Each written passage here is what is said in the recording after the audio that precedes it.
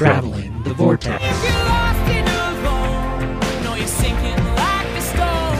Carry on. May your path be the sound of your feet upon the ground and carry on. We've joined Sergeant Grimshaw as he tries to whip some new recruits into shape in episode 213.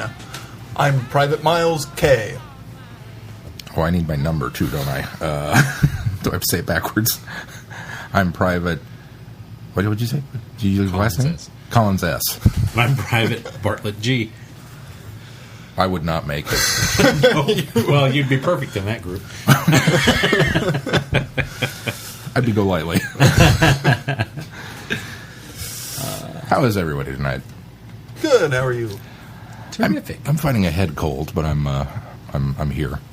You said you sounded deeper. I don't hear it. You don't think I sound deeper? Well, there, yes, but... Hey, Peter. Welcome to the cool side of the pillow. All day at work, it was like, oh, Barry White is on the phone. Like, you just keep believing that. It comes and goes, but... Did you guys do anything fun this week? I've been working on a pine car for a pine car derby all week. Hey. I say Logopolis. No. I say Cumberbatch. Benedict. I can say Cumberbatch. Benedict. I always mess up his first name, Benjamin. How'd the car turn out? It's good. It's good. Has it I don't raced? think it will. No, it races next weekend.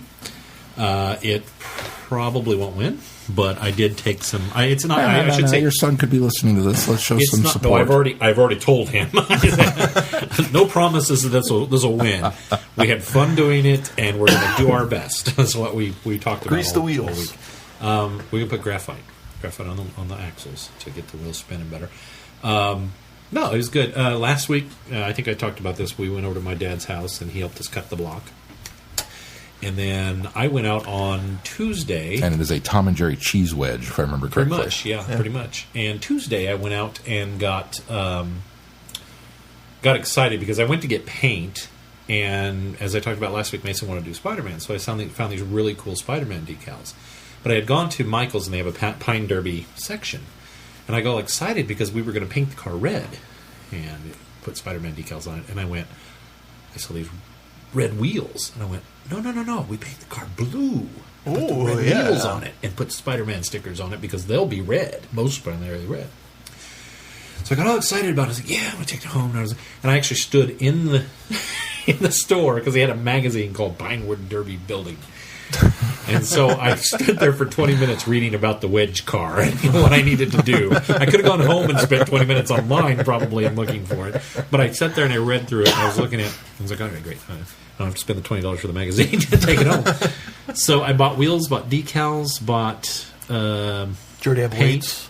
I haven't got the weights yet. That's the only thing we haven't done yet. I have to affix the axle. The axles are in and ready to go, but I've got to put a dab of adhesive on them so they don't come out because I don't know how familiar you guys are with pine wood. I wasn't until last week, and now I'm just well versed in it.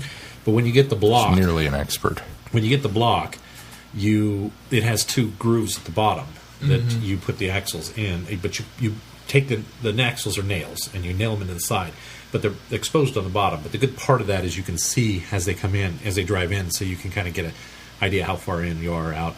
If you need to pull that axle out, it allows you to pull the axle with some amount of ease. But I have to put the glue in there so that now they won't come out, that we've got them situated where they need to be. And then I'm going to get...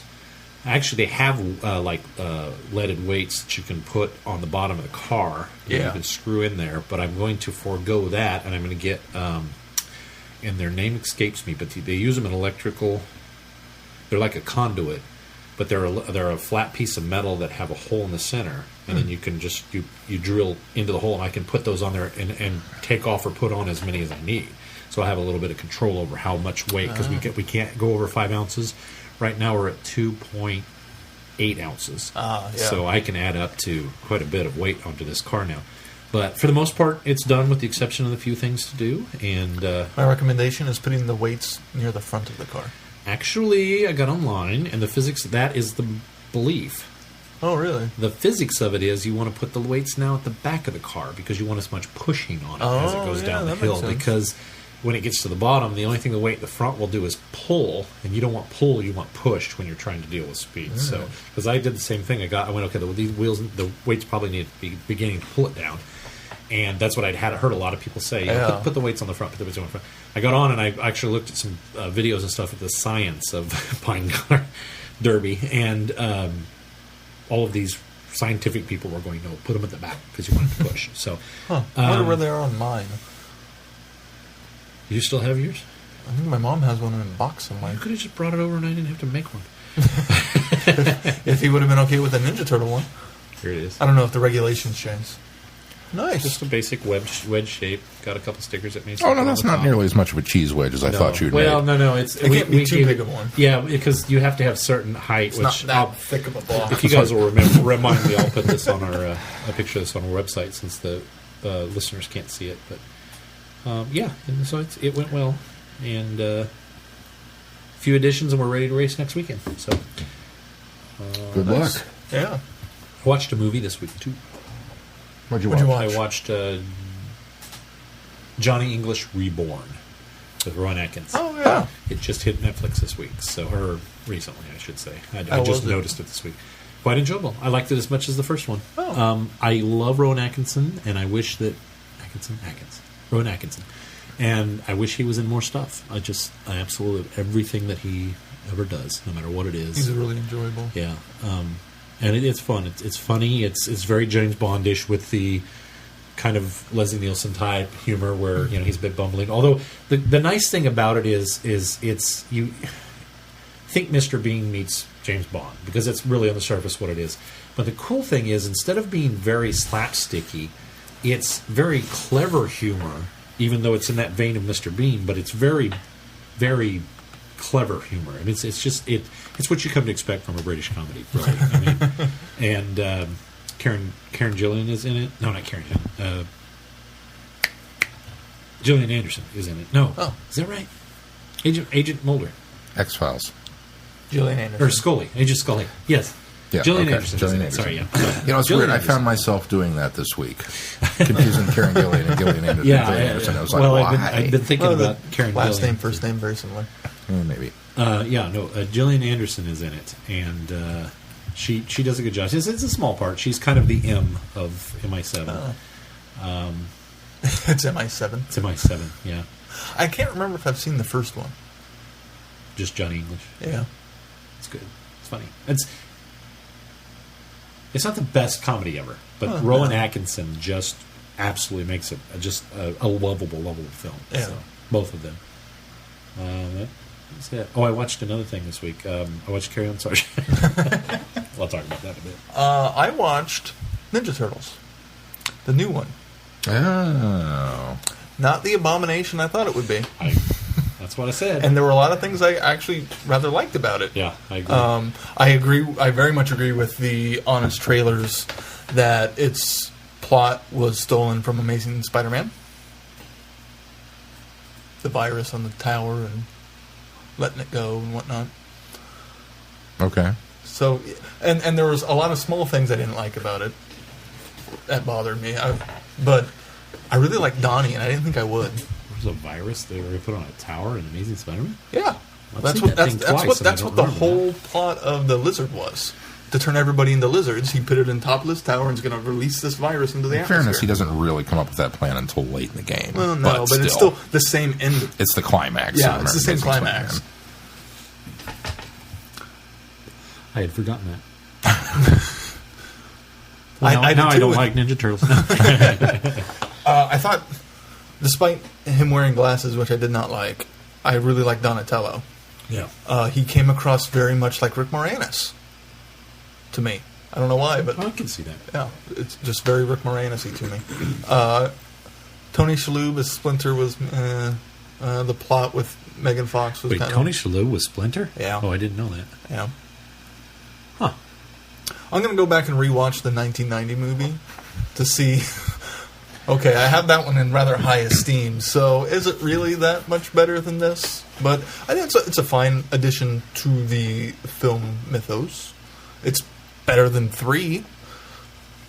I'll say that about it. Wouldn't take much.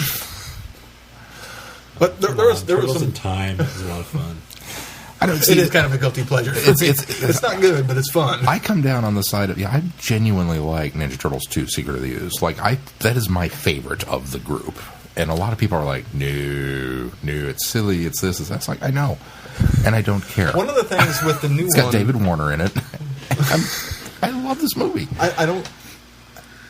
It kind of grated on me near the beginning when she's trying to prove that this, and they keep driving home the ridiculousness of the whole premise, and it feels a little too much like the filmmakers aren't embracing the premise enough that they're poking at it and going, see, this is so ridiculous, but you're watching it anyways, when they should have just embraced it and went with it.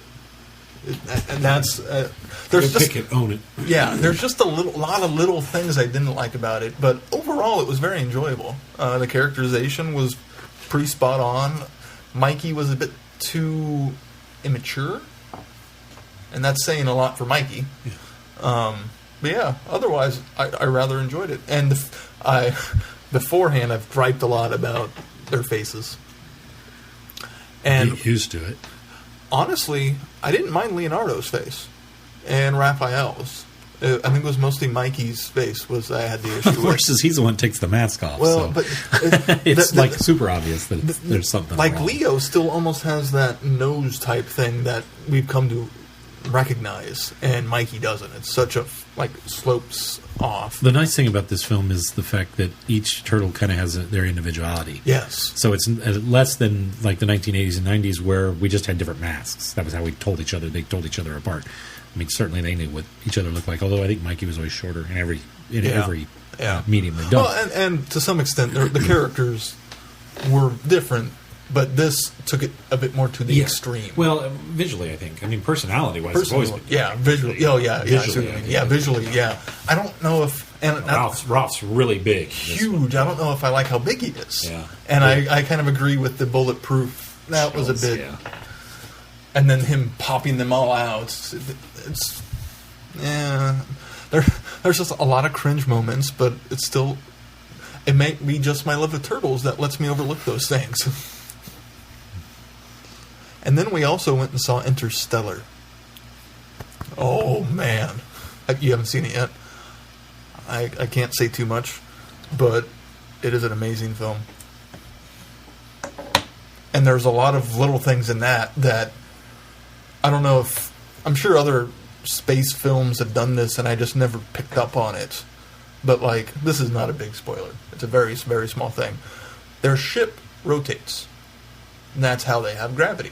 Well, that's all the way back to Arthur C. Clarke, 2001. See, yeah, and not remembering... I when I saw that, I thought, oh, well, that's kind of 2001, but I don't remember the movie or read the book. I've never read the book. It's really obvious that that's the case in 2001, because especially when he's doing the walk, yeah. and that's doing the exercise. That's the scene I thought walking of. on it, and it's they kind of show that it's doing this. He's outside the curvature, and I just that never clicked in my head until now, and same thing with Sarah. That never clicked to her either. So maybe just the other ones were more overt and. Not this one, well, they had it was a much more addressed in Interstellar. They had a very definitive... of course, I feel the same way about 2001, because there's a part of the ship that spins and a part that doesn't. But, this they really kind of made a point of showing that this is how this works. And some would say this film was Oscar-worthy. And I would say, yeah. Wow. Kind of not so much, according to the Academy. Chrissy watched it this week, too. Did you see that? Yeah, I did see that. Well, we had debated going to see it last week because it's at the cheap theater. And so we're like, well, we'd like to go see it, and we just didn't get around to it. And then I saw Chrissy's post, and I was like, okay, yes, we're going to go this Sunday and go see this movie. And it was totally worth it. Everyone does such a good job. Sarah's kind of digesting it a little bit, trying to figure out how she feels about it, especially with the ending. Mm-hmm. And... I don't know how much you've heard about the divisiveness of how apparently it's been pretty divisive. A lot of people didn't like a direction it takes, and then others. I didn't have a problem with that. I have read that that's what a lot of the Academy didn't like about it. I could see that's why I could see it not getting nominated, is the last quarter of it or whatever. But yeah, and a lot of surprising cast too that I didn't know was in it, which was always nice. Highly recommend it. I think it's definitely going to go on the to own list. I don't know how often I'll watch it because it is very heavy, very dark. Maybe not dark, not but dark, but heavy. Yeah. Very heavy, very serious sci-fi stuff, and it's so nice to. While the ideas aren't new, it's nice to have an original story in sci-fi. Again, anytime that happens, I'm going to hit that. Make sure to mention that because it's not frequent enough. And it was very impressive in IMAX. Oh, I bet it was. And it wasn't. He didn't shoot it in 3D, right? I don't believe so. Okay. No, I didn't think Nolan embraced the 3D. No, he's not. Well, because I think so much of that you have to do digitally, which is why he's not a big fan of it. But I really wanted to try. My friend Dylan apparently did go up and saw it in 70 millimeter. And was just like, drool and everything. Yeah, there's a lot of great, quote unquote, space porn in it. Yeah. And some stuff that their visualization of a wormhole. Holy crap. That just blew my mind right there. And that's in the first hour of the movie. Ew. And he built such a wonderful and fascinating world very subtly and very slowly. There wasn't a big info dump at the beginning of the film. This is how the Earth is. It was very slowly parsed out, but you're not confused at all. So well done. Highly recommend it. I understand why people turned on Christopher Nolan. I really don't. Yeah, I don't see it either. Those people that have those complaints about his films, and it's like, I don't have any complaints about any of his films. I don't get it. I don't consider myself a fanboy. I look forward to them, but I go and Dylan's a fanboy. He's like, oh, Nolan. He's okay. I know what your reviews of this is going to be. I go. And I'm a big enough fan that I know I'm going to get a good movie when I go see it. Yeah, but I went thoroughly entertained and impressed and wowed and surprised. Yeah, several times. You should see it. It's good. Well, I'll definitely see it. And definitely on the if you can swing it on the big screen. It's one I'm very, very glad I went and saw on the big screen. Speaking of big screen, so James, Shock the Monkey, at Shock the Monkey, and Mel and myself went down to the Alamo Draft House this week and saw UHF on the big screen, which was awesome. And it was packed. And I made the comment afterwards that, I think we probably just doubled its box office take. Which is kind of unfortunate, but it was really a treat to be able to see that one. And of course, that's one that I watch, yearly at least anyway. But seeing it on the big screen, it's been a while since I've seen that one. You could tell there were people that had not seen it before, but laughed right along with the rest of us. And then there were other people who, like us, had probably seen it one too many times and laughed a little too hard at some of the not jokes that are in there, but just stuff that we think is funny, or started laughing before the punchline came, and we're going. And then, so the guy comes out to introduce the film, and he says, well, I've got 2 tickets to Weird Al's show at the Midland. And I'm thinking to myself, well, cool for you. What, are you just bragging to us? I mean, who cares? And Mel's elbowing me in the rib. And he says, so I'm going to be giving these tickets away. And she's elbowing me in the rib, and I'm going, how do you have 2 tickets to the show? They haven't announced, because I know he's coming to the Midland in June. Right. They haven't even started selling these tickets yet. And I'm really wrapped up on that for some reason. And she's elbowing me a little bit harder. He says, I'm going to be giving these tickets away. So my hand goes up because she's elbowing me. Just an automatic, okay, what? Reflexive. And he's going, so I really need a couple of, really loud, boisterous, excited Weird Al fans to come down here and win these tickets. And I'm like, but you have tickets now that are not on sale. And she's elbowing me a little bit harder. And finally, I don't know why, the whole thing, my brain ran 10 seconds behind this whole conversation. Finally, I caught up to the fact that these tickets are promos, they're giveaways, and he wants a loud fan. So I stood up in my seat at the movie theater and went, yeah! And he pointed and goes, that guy. So I got to trot down the stairs, and then they brought somebody else up. And I feel kind of sorry for this meek woman who they pitted against me in my knowledge of Weird Al. And she kept saying over and over again how much she really wanted those tickets. And I was polite, but in my head I'm going, you should have prepared.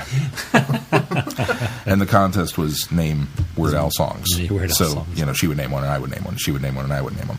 And I was being polite. I didn't say anything. But, she was actually using lyrics and not the actual song title. And you could tell he was kind of playing along going, okay, we'll give you that one. I could have complained. I could have said, no, that's not the name of that song. In truth, though, I don't know why. I've been up in front of people. I don't get nervous. It's not a big deal to me. Man, I was terrified. I don't know if it was the to quote Dead Poet Society, the barbaric yelp that I let loose with to get up there. I was shaking like a leaf. And just so the whole time she was stammering and hesitating and trying to think of a song title, I'm running through my head. Because, on a good day, one of the few things I can remember, I don't know, I could give you every song in order on an album. And I could do the albums in order. That's just, I got that. But it was like, empty wasteland, desert scenes, nothing was coming to mind. So I said, pick an album. And it got to be my turn, and I went, UHF. And he kind of gave me that look like, you're here to see the movie, and you're going to name that song? Okay.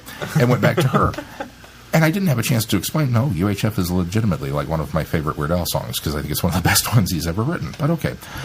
So then I just panicked, going, pick a song. Because I knew if it got back to me and I heard myself go, that would have been it. It would have been game over, and I'd heard the Jeopardy music, and, that would have been the end of it. Oh, also Jeopardy. Sorry. That was hers.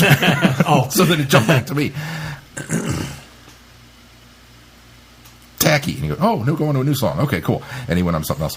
And you're sitting there going, think of song. What kind of Weird Al fan am I? I know. That's all running background noise. And I was like, silence, peanut gallery, think of a song. So I kept trying to come up with album titles. Chandler, shut up. Even worse. Alapalooza's like, those are not, no, song title. So we went about 4 or 5 rounds, and I finally, because I was, fortunately, because she was hesitating so much, I would be able to come up with one. And she would name hers, and I'd spring it immediately. And then it was her turn to think about it again, and I'd have some time to think of the next one. And she'd give hers, and I'd spring on it immediately. And he would come and he goes, wow, you're not giving her a break. She was like, I really want those tickets. Too bad. So by the 5th one, I was settling down, and I was ready. I had like 4 or 5 more ready to go. And she took Biggest Ball of Twine in Minnesota, which really upset me, because that's another one of my favorites, but oh well. And long story short, I won the tickets. Yeah. So I was all kinds of excited over that. So I have tickets to go see Weird Al at the Midland. Well, if in June. Lucky you. If Mel's sick, let me know. I'll take that other ticket. They're not bad. They're somewhere between $28 and $60, depending on where you want to sit. I have seen 1/16 of one of his concerts. He's working? Yeah. I went and shot 2 songs of it and had to leave. Yeah, I consider myself very fortunate in my concert selections, because I've seen some, what I consider to be pretty big acts. I've seen Elton John. I've seen Paul McCartney. I mean, I've seen some big names. Weird Al puts on a concert that is on par with any of these guys. Well, of those 3, I've seen 1 in 1/16. Which one? Elton John was the other one. I still have not had a chance to see Paul. Really, I got to do it. We were bemoaning the $75 cost of his tickets when we went. Now it's like, man, I wish I could pay $75 to get to one. We almost went to Ringo last year in October. Oh, that would have been cool. We couldn't swing it. Yeah. But so there was that, and that was a lot of fun. And then, and of course, UHF was great. They're doing a Princess Bride quote-along next month. Ooh, that'll be fun. We're seriously thinking about trying to... They do those on weekends and not... Unfortunately, they're usually during the week is the problem, yeah. Because, during the weekend is kind of their big... That's when people go see new movies. Yeah, Interstellar or American Sniper or whatever the current... But, they kind of fill in that. And, nobody's going to come to the theater this time. We can show this. And it gets people to go, okay, yeah, I'll take the day off and come down and see that. But, and we also watched...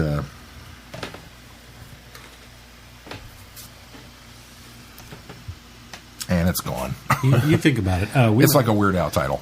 Out the window. We went and saw a hockey game last night. We watched the Roadrunners. It was Scout Night. Scout Night. How was it? It was fun. It was. I'm not a huge hockey fan. I know he cringes every time I say that. But I don't like a sport that encourages fights. I think that's ridiculous. I don't like boxing. I don't like hockey. I don't like wrestling. Wrestling is a little different, but it was good. It was fun. But Mason had a blast. It was his first hockey game, and we went, met up with his troop, or they're not troop then, and we got our tickets and went, and they took us inside, and we got to stand by the area where the players come and take the ice, and all the kids got to give fist bumps to the players as they went by. Oh, and then very cool. There were 3 players that weren't playing because they play in rotation, so there's always 3 out. Well, there's always 2 out, but they had another guy that was injured. And so they took us back after the players took the ice. They took us back to the locker room and gave the scouts a tour of the locker room. Oh. So they got to see the locker room and all the lockers and ask questions about getting ready and what they do to prepare and stuff like that.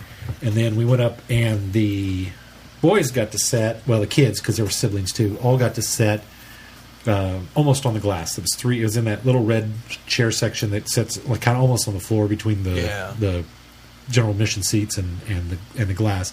The kids got to sit on the back row of that area, and then all of the parents sat right behind them in the first seating of general admission. So we had really, really good seats.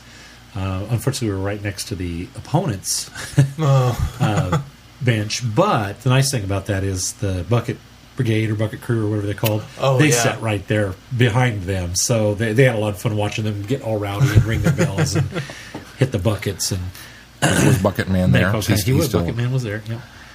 Now it's a different guy now. It's not Wild Bill anymore. There used to be 2. There was Wild Bill and then Bucket Man. And if I'm correct, Wild Bill's either very sick or he passed away recently. Oh, I hadn't heard that. Yeah. But yeah, it was the other guy that's kind of now Bucket Man. He's got the beard and well, he even has Bucket Man on his jersey. Yeah, he's officially Bucket Man. And so they were over there, and so they had a lot of fun. And Reggie, the mascot, Roadrunner mascot, came out, and he was always down with us, cheering with us. So it was a lot of fun. And then this was actually the first game that I've ever seen that went from it was a tie at the end of regulation play, so they went into a sudden death, which is 5 minutes, and it was still tied up. So then they did a shootout, which I had never seen a shootout. I've seen sudden death, but I'd never seen a shootout. So. And we won the shootout, so we won the game. So it was all around. It was a fun night because of you had an exciting night. It was a lot of fun. And you got to go backstage. We did get to go backstage. Yeah. I'm not being. I mean, when you're a hockey fan, getting into a shootout is kind of like this is the most hockey money can buy. Absolutely. I mean, you got to look at it practically. I can't ask for any better than this. And I've been in the locker room a dozen times back when the Scarecrows were here. So because I used to shoot news, and sometimes we do sports and interview players. I've been in the locker room before, so that wasn't neat. But it was neat watching the kids think that was the coolest thing ever to go back there and watch the look at the tour of the locker room. So it was really neat for them to get that. And Mason had a good time. Yeah, he did. He had a blast. Did he like He's hockey? Ready to go again. Yeah, good. I said, yeah, you'll have to ask Papa to bring him because my dad likes hockey, but he doesn't get to go much. Mm-hmm. And at Mason's game, they both had games Saturday, and at their games, they talked about. He was telling Papa that he was going to go to the hockey game tonight. And Papa said, I like to go to hockey. I'll take you to hockey sometime. And he said, I'll buy you a puck. So, but I think that's what he's focusing on. He goes to another hockey game, Papa's going to buy him a puck. So I didn't buy him a puck because I thought, well, that's going to be Papa's thing. So. Yeah. Well, and he can take him on Friday because there are a lot of games on Friday. That's true. Yeah, that's certainly true, which is probably what I should suggest. So. You guys missed out on Marvel with Friends again. Yeah! I give up. Iron Man 2. I'll be there for Guardians of the Galaxy. It's about as far ahead as I can plan. God. You got 2 weeks. I need somebody to tweet me in the middle of the week or close to Saturday and say, hey, don't forget Marvel with Friends tonight. Do you want me to text you on next time? Yeah. I'll text you the day of. Me too, because I'll be at work, but it doesn't matter. I want to be able to join. Well, it's kind of been nice. The nice thing is you could pop it in at work. And there we go. I'll just tweet along from work. Sure. Sorry, I'll ring you up in just a moment. I got a really funny tweet to go out. Oh, Saturdays aren't busy at all, I'm sure. Lots of downtime. Yeah. It's kind of nice sitting back and letting the girls do the countdown and the reminder tweets, and because it's their baby, so it's just fun to take part in it. I enjoy that movie. You do a good job. Oh, thank you. If we haven't told you recently, we appreciate your contributions to Friday Night Who. I try. You do a good job. Again, I'm not being facetious. I mean, I'm sincere in my praise. Well, thank you. Because we're only praising him because he has to do it. Because most of the time I'm not there. Most of the time you're at work. You're getting home late from work. So yeah, well, there's that. But Keith has taken the responsibility. I've mastered it. He has mastered it. There's kind of been an unspoken paradigm shift that when I was unemployed, I took care of a large chunk of this stuff just because I was available and I was all excited to do it and I was happy to do it. And then the job came along and interfered with my ability to run things. And without saying anything, Keith just started doing it. Yeah. And he shouldered that burden. That's the kind of guy I am. He took over the Vortex Facebook changing of the covers and all that ceremonial stuff that I used to look forward to, and he just started doing it. Now I get to look forward to it. And it's kind of like, I'm going to let him have that because I don't have time to deal with it between this and school. Keith now is the keeper of the feedback and the keeper of the FNW. So yeah, because I post the reminder page on the website. Yeah. And he does a very good job at it. So. Which makes it easier because I can find the image. I have my cover photo that way, and I have a picture for the website. And he keeps me in line because then when I tweet out the next week for this, we're doing this, and he goes, no, we're not. Because he knows. I just came up with a schedule. I did that months ago. I have no idea what's coming up. Do you remember the movie you watched? Well, I want to Not say, Iron Man 2? It wasn't Iron Man. I want to say that we might have been watching that during Iron Man 2, and I didn't realize that's why I missed it. Because I had Saturday off. The other thing that we did was we went, and I told you last time we had tickets for the Legoland. Yeah. I went down to that, but had the combo ticket for the aquarium. Well, I wound up with Saturday off because they had to rearrange my schedule to accommodate some of my school stuff. So I picked up a couple of extra shifts this week, and then had a couple of different days that wound up off, and I wound up off Saturday.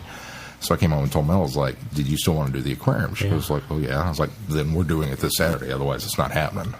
So we went ahead and ran back down to Kansas City. This will be our third trip in a week to go to the aquarium. And the aquarium was great. The aquarium was a lot of fun.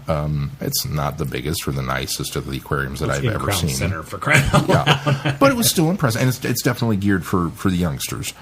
But it was still impressive, and it was still really cool. And they had all those really cool things that you go to an aquarium to see, like stingrays. I could watch stingrays for hours. The way they glide and flow and stuff. And they've got several of those kind of, big tanks where you're, in a tube and they're flying overhead, or those are always really they've got the curved glass ones where they kind of come up to this on the side of the glass and all that kind of stuff. So it was really fun. Katrina just, look at this. And then they had the touch tank. I want to touch everything. Well, okay, we can touch this. No, I want to touch that one over there. It's like, I'm not picking you up and holding you over. You can touch this one here. It's the same as that one over there, I assure you. But so we had a good time with that, and then walked over to Union Station, where they've got a big bug exhibit going on right now over at Science City. Like, there's a gigantic wasp sitting on the lawn that's animatronic, and it turns and does stuff. Won't be taking my kids to that. Won't be taking my family to that. I don't mind bugs, but boy, my family does not like bugs. Maybe they'll learn something. Was there a unicorn? They'll learn that giant bugs are scarier than the little ones. Well, good, because how many tragedies could have been averted if people learned to respect those giant bugs? Them? I mean, come on. Yep. But so we just did that, and then because we hadn't had enough, we weren't glad enough for punishment, we went over to Legends and took her to T-Rex. Oh. For people that don't know, T-Rex is one of those fancy themed cafes. I've always wanted to eat there. I've been in there. I bet I've never eaten there. It has a little area that's similar to like Build-A-Bear, but you can build a dinosaur. They have I think they still have the Boneyard Dig, where you go in and you uncover the. And then, of course, when you sit down, there's a bunch of animatronic. Each area is set up by era. Different eras, yeah. Let me tell you. Which era did you get? We just sat at the bar and grabbed an appetizer because it was a 70-minute wait to eat, and we decided we're not really that hungry. We just came for the atmosphere. However, having been there a couple different times and having eaten there once, you're really not missing anything. It is definitely. I figured the food wasn't good. It was just the atmosphere. And I mean, no disrespect. But I'm a big dinosaur nut too. But so. The food is kind of there twice. And I've been impressed. Yeah, it's and it's overpriced. That's and what it's just kind of there. That's kind of why I've never eaten there. But and of course they let your wife. You just say, "Can I just walk around?" They're like, "Yeah, go ahead." So you can walk around and look at all the decor you want for free. We felt like we're obligated to pay for something, but she enjoyed that as well. She got a big kick, and seeing the giant jellyfish over the table and knowing that she just saw those at the aquarium, she was like, That's neat. that kind of stuff. But and then we came home, so that was our Saturday. And what did we watch Saturday night? I do not, for the life of me, remember. If it comes to you mid reviews, let us know. We'll give you. I'll bring it up. There was something else that we snuck in there. Because it was kind of my last hurrah, because school started this week. Yeah. And this was kind of between UHF and Saturday. It was kind of like, I'm going to knock out all of my stuff that I've got lined up now. And then Holly started school this week, too. Wasn't that movie? She's already stressing out. Which movie? The one that you put up on the Star Munchkin box. The one that was on the table. Oh, no, Mel watched that without me. Oh, okay. That's Extraordinary Measures with Brendan Fraser and Harrison Ford, which I've always wanted to see. And she said it was pretty good. I haven't either. I want to see it because it's a Harrison Ford. But movies I haven't seen. So. Yeah, no, I haven't seen that one yet. So anyway, you guys do anything else this week? Nothing's coming to me. I'm sure I had one more thing too, but I can't. We had Audie over for a little bit on Saturday and played some video games. He helped me with Lego Batman 3 a little bit. Yeah. Is he good at it? Is he better than you at it? No. Be honest. He's as good as a 6-year-old can be at it. Okay, there we go. Not as good as Mason, man. That I kid, bet he runs circles around me now. I haven't even started playing Lego Batman 3, and he's about halfway through it. Of course, Mike's mentioned he jumps how, back and forth between that and Disney Infinity because he loves Disney Infinity. So. Mike's mentioned how he gets a little frustrated with Audie when playing, and Audie likes to get distracted. I guess he just turned 6. That's why I hated playing with Caitlin when she was younger. She would get distracted, and oh look, I am Superman, so I'm just going to shoot you and freeze you. Yep. I'm trying to do something. Stop that. Yes, that is Caitlin. Mason's a joy to play with because he's very task oriented, but Caitlin, man, she just wanted a free play. Oh, so annoying. Hey, look what I'm doing, Dad. Look what I'm doing, lad. Look what we're trying to solve a puzzle here, Caitlin. Even before they did the dynamic split screen too, that would have been I'm pulling one way, she's pulling the other. Tethered by that electronic. Now, at least when they did the dynamic screen split, I could go off and do some stuff. Yeah. And then when I got to a 2-man thing, I'd have to go back and go, Caitlin, come on. I need your help. Or switch to somebody else. I need that character. Yeah, exactly. How is your Infinity going? How's it going? Yeah. Do you play? Is it just the kids? I've played twice. Caitlin didn't play much. Mason, if he's playing Xbox, he's either playing Lego Batman or he's playing geared Disney. to him more than anything else. I'm so appreciative because my mom got him Disney Infinity 2.0, which was the newer version. You had to get a whole new base, whole new starter set, whole new game. Fortunately, the old Disney Infinity figures play on 2, but it's not backward compatible, so you can't play the 2 ones on the 1. So she had to get the new stuff. And you have to have any of the worlds, the 1.0 worlds, right. I found out do not play on 2. You still have to have the one disc. You're right. Which was an interesting... Yeah, we held on to that just for that matter because he still likes to play the Incredible ones. That's his favorite on the original. But luckily the base works with 1.0. Yeah. So you just put 1.0 Yeah, portals disc are pretty much interchangeable. But it's the I think I talked a little bit about this interface is much better. They've super improved it. There's actually missions and task-based things. It's a little more like Lego, any of the Lego games where you actually have missions you can go on within the hub, and then you go off and there's the different stories that are going on. And he loves to play the Spider-Man stuff. He's played the Guardians of the Galaxy ones a little bit, but not as much. But he really he's got. In fact, he's almost done. I think with the Spider-Man missions. So. I'm very impressed. I haven't with the had a chance to play it. I haven't played it much. I played it once with him just to kind of help him out, or a couple times I've played with him just to help him out. But it's enjoyable. I don't have a lot of time for that kind of thing. Well, you're going to have to make time. I have a lot of Legacy to play. You understand? You're going to have to make time because I guarantee you know what Infinity 3.0 is going to be. What's that? Star Wars. Oh, sure. Well, I hope they don't do 3.0. I hope they just start expounding on 2.0 because that's the most frustrating thing. Add DLC or at least something. Let us keep the base and give me another disc. They're going to get a whole new disc with stuff. It'll be 3.0. Guarantee it. I don't mind. I actually don't even mind a new disc as long as the base doesn't change. Don't make me buy another $70 base. That's ridiculous. Well, you're already shelling out how much for all the characters as it is? It's a $70 disc with 3 figures. The base comes free with that set. That's how that works. Don't do that. I'm serious. The game by itself is $69. You know? Well, I know, but I mean, I just think it's ridiculous. I would have 3 bases at the house now. Although I don't need the first base anymore because the base is backwards. Yeah, base is backwards. You just got to have the software. No, it's going to be Star Wars. I'm sure. I guarantee. Yeah. I'm sure. So you'll have to get into it. You should probably start planning now. I'll wait till 3. You should probably start thinking about maybe trying to rent it from the library and get a little feel for it. Maybe have audio or do some stuff. And you want to play the first one? I've got a bass. I don't have an Xbox, though. Oh, that's true. No, the bass and the characters and everything, they are actually universal. Yeah. Oh, wow. Well, I don't know about the bass for sure. Although I it's a think USB it port, is. so I think it but is. The characters, certainly, he can take his characters over to his friend's Yeah. house who has it on Wii and play with him, which Yeah. I think is the most brilliant thing they ever did. So I think the disc is the only thing that is native to the system. So I remember seeing somewhere with PS Plus, I had either a time trial or some access to it. Well, see, there you go. You should I'll start have to now. look into that one. there's actually a demo on the 360 for the first one, so I would assume that Maybe there's that's probably what I'm thinking a demo. of, is a Well, there might demo. be a demo out now for the second one. We never looked because we got it for Christmas, and you don't need the base for that because the demo has it built in that it gives you a certain character. You can't change out your characters, but it gives you a certain character to give a try with. So, anything else? Should we move on to news? Let's move on to Let's news. do it. Sean, you have the first bit of news. This is a funny story. It's not funny. It's tragic, but it's real. Just, Oh, you saw the update. It's so. It's so this person we're about to talk about. So we posted an article earlier this week that during a recent stage performance of King Lear, Brian Blessed was on stage as King Lear and collapsed on stage just minutes into the performance due to an apparent heart problem. He has a heart arrhythmia or a fibrillation. That's what he has. He actually has had that for some time. Yeah. It hasn't bothered him until now and caused him to faint.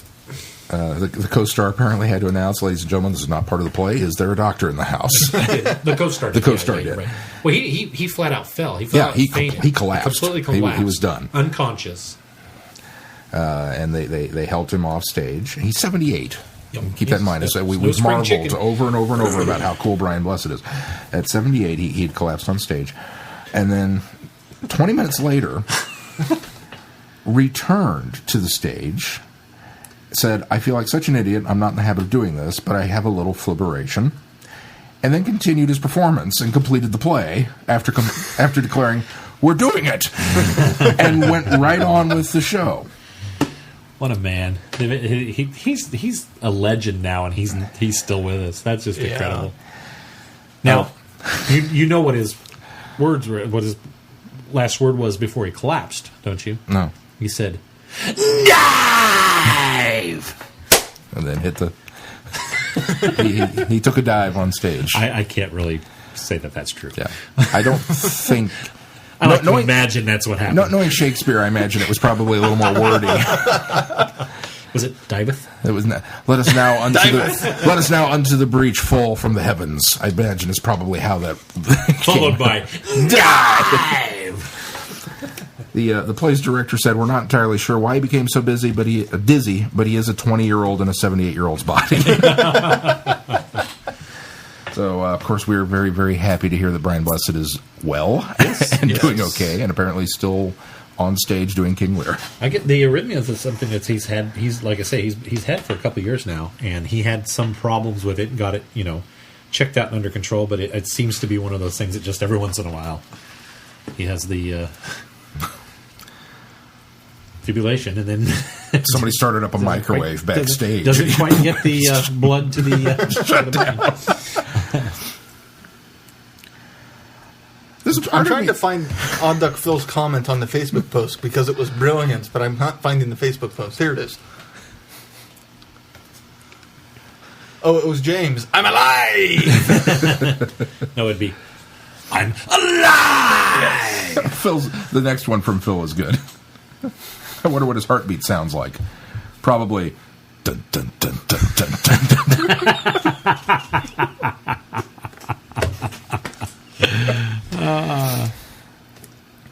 We're glad he's okay, though. Yes, absolutely. All of us, I think, would be heartbroken if something actually happened. We need to have him on the show. You're in the news. Make that happen. Okay. Get on that. We'll get on that right after Kermit. All right. And the Muppet News guy. Actually, Kermit's a little younger. We probably should get Brian on first. It was only because it was on Disney Channel. We watched the Muppets the other night. such an enjoyable film. God, it's so funny. That's one I need to go back and rewatch. So funny. Oh. I don't know why. There's a part of me that kind of... You remember the old Saturday Night Live skit with Chris Farley when they were doing The Bears? Mm-hmm. Yeah. And he starts pounding on his... He starts pounding on his chest. He goes, what's wrong? He goes, that's just having a heart attack. I kind of imagine a part of me thinks Brian Blessed is kind of like that. He just... He's backstage going, no, I'm okay. Start again. just he knows there's a problem. He starts beating himself in the chest, and he's like, and I'm okay.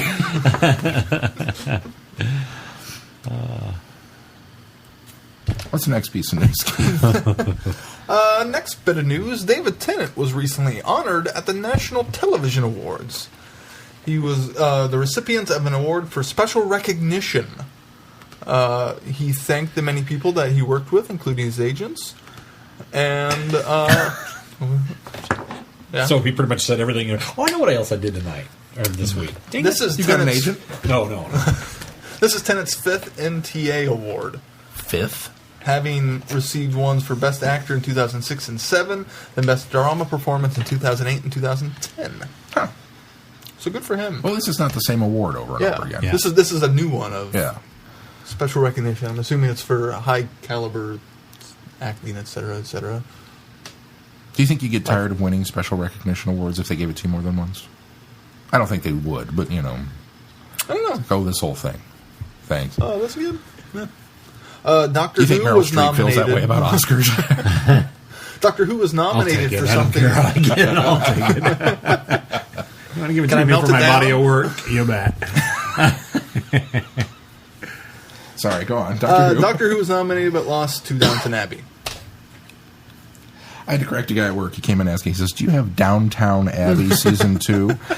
I hear that a lot. Let me look that up for you. And don't let the British folk hear you call it Downtown Abbey. It's actually Downton. They get very... It took me a long time to get used to that. And he laughed. Because there's only one W in it. So. Yeah. Downton. Downton. Real quick, I watched the SAGs tonight, the SAG Awards tonight. That's what made me think of it was the awards. So, yeah, the SAGs were given out tonight. So I watched that. Where Tatiana was robbed again. Speaking of Downton Abbey, they won ensemble for drama, so television drama. Did Kermit win anything? No. Did Brian Blessed win anything? Nothing for Brian. Did David Tennant win anything? Benedict Cumberbatch missed out too. So for his Imitation Game. Yeah, Imitation Game. I've heard that's phenomenal. Like the kids at work are talking about how good this movie is, and I'm like, okay. And it's a movie that Benedict. If it weren't Benedict, they wouldn't go see it. Yeah. No, this is the group of people that I work with that don't know anything about Doctor Who or Sherlock or nothing, and even they know who this guy is now. I was like, he's that big. Okay, Really he's Smaug. Well, Smaug was that big. He's a bit of a pop culture thing, though. You know, they know people that know who he is, and that's why they go see that. But well, he's a photobombing genius. He is a photobombing genius. I'm curious to see the photobombs that he did from the SAGs tonight. So. That's neither here nor there. Anything Oscar-worthy you want to pass on for those that did not watch the SAGs?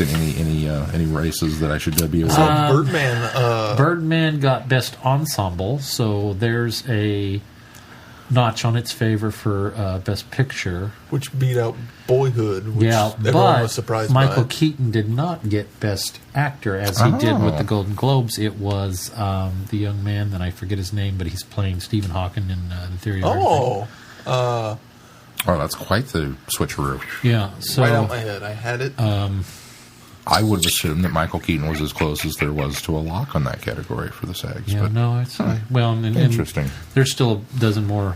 Eddie Redmayne, yeah. There's still a dozen more awards ceremonies to go out before I start formulating my picks. But Julianne Moore probably will be your best. That one's a pretty definite lock. Was she an actress or supporting actress? She's an actress. Best actress. If you're going to still Alice, go that right? direction. No, she's the movie Boyhood. No, she's not in Boyhood. Keira Knightley, I believe, did pick up the award. Oh, is she supporting then? No, Patricia Arquette is supporting. Patricia Arquette. Okay, that's where I'm confused. And she picked up the SAG tonight, so there's your supporting actress. That's the lock. That's a pretty lock. Well, it's too soon to lock anybody, Moore. but that's a likely now. Yeah. They're Julianne Moore's a different category, though. Yeah, but she's still very much, pretty much a front runner. Then that's what you have to be careful is because a lot of times when you watch the Golden Globes and the SAG Awards, you have to eliminate any of the television stuff. Yeah. And so that's all kind of out the window. So you just have to be real careful. And the Golden Globes obviously do comedy, musical, and drama. So there you split those in half. Yeah. So, but it narrows it down to it does. 2 potential. It certainly does. You know, yeah.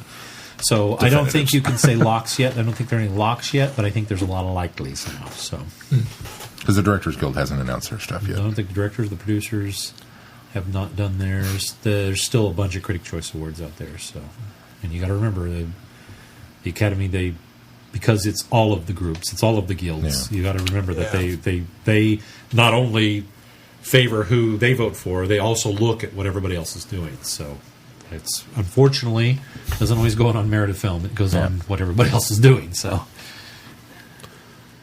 sorry, rabbit hole. Chase that one. Other news.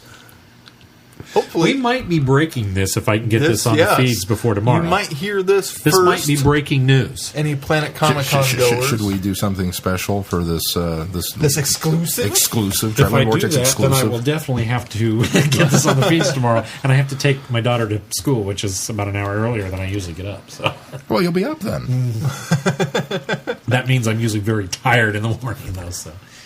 Well, we just won't screw anything up the rest of the night. Monday tends to be nap day, especially if I know I have a lot of editing to do. Well, if we don't screw anything up the rest of the show, you won't have any editing to do. It's true. So keep that in mind. Damn it, Keith, be good. I'll try. And keep it short. We want to win him the best platoon. Quit derailing us with remembering what else you did this week, like watching the SAG, going to the SAG Awards. That would have been nice. Just watching the SAG Awards. Oh yeah, I went to the SAG Awards. That's what I did. Benedict Cumberbatch was awesome. He totally photobombed me. I didn't win anything. You should have photobombed him. I should have, if I'd have thought about it. Planet ComicCon guest announcement. This is the exclusive. This is the exclusive. We're Let's remind you. We are actually breaking this news first, unless you read it somewhere else, in which case we were late. Unless you're hearing it after you've seen or the you post. downloaded our episode after you saw the post. If you listened before the post, Caitlin Blackwood is coming. Yay! For those that don't know, that's young Amelia. So and Karen Gillian's real cousin. So. Both Amy's at one convention. Dueling Amy's. They better not touch her. Limitation effects might kick in. She held her hand in it's Big true. Bang. It's true. Or not Big Bang. What was the one? It was Big Bang. Big Bang. Oh, yeah, Big Bang. And the second one is... Pandora. Pandora opens is the first one. because Big Bang. Oh, yeah, Big Bang starts with her. They're in the museum. That's right. And she held her hand. She took No, her it hand. isn't. It's Pandora opens, then Big Bang. Yes. Yeah. Big Bang is where But Big Bang Amelia, is... But that's where she held it. Where, Okay. or yeah. the Right. doctor... It's the right episode, just the wrong one. The doctor Gotcha. gives Amelia the note to go to the museum. And Right. Yeah, because all the stars are going out. You could say she has a night at the museum. You could. We are very thrilled and very excited to have Yeah. Kate Yes. Very I'm exciting. So coming to our neck of the woods. fingers crossed, we can get some exclusive content with her too. So. Absolutely. There's another convention that has some updates. Gallifrey 1, which is in a few short weeks, what was it, 3 down, was what we decided, has not only updated their schedule and programming blocks, so you can actually go and see what panels, or I should probably look and see if I'm on any panels this year. I don't think I am. But they have all the information listed. Twould be a good thing to know in advance, don't you think? Don't laugh at me. It would be a good thing. That's why we're laughing. And so typical if you didn't know. Has a couple of guest updates. They have added Ellis George, who was Courtney. Who is also coming to Who's Time also Eddie. coming to Time Eddie, so she will be there. Jane Epperson, writer, is going to be there. Jason Connery, who we had announced previously was going to be at British Fest in June here in the States, is going to be there. And unfortunately has had to let slip 2. Gemma Redgrave, who plays Kate Stewart, Lethbridge Stewart, is it Lethbridge Stewart? It's still all one title. It's just Kate Stewart. In Downtime, it was Kate Lethbridge yeah. Stewart, but it wasn't the same actress. She probably dropped it. So, can you do that? Yeah. I don't know. Anyway, she's had to. Sure, man, you can do whatever you want with it. Well, then She's had to change because she has a filming schedule that will not permit her to be at the con. And a lot of people have already kind of started to speculate. Well, they just started shooting season 9.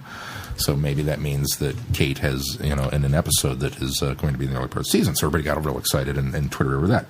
Unfortunately, they've also had to cancel Osgood. I don't remember the actress's name now. Ingrid Oliver, who was played Osgood. And for the same reason, that she is filming something. So now everybody's like, does that mean Osgood's alive? To which I reply, of course, Moffat had said, no, sometimes dead is dead. And you should probably just get over it. So I'm sure it's just a coincidence. But at the same time, Moffat lies.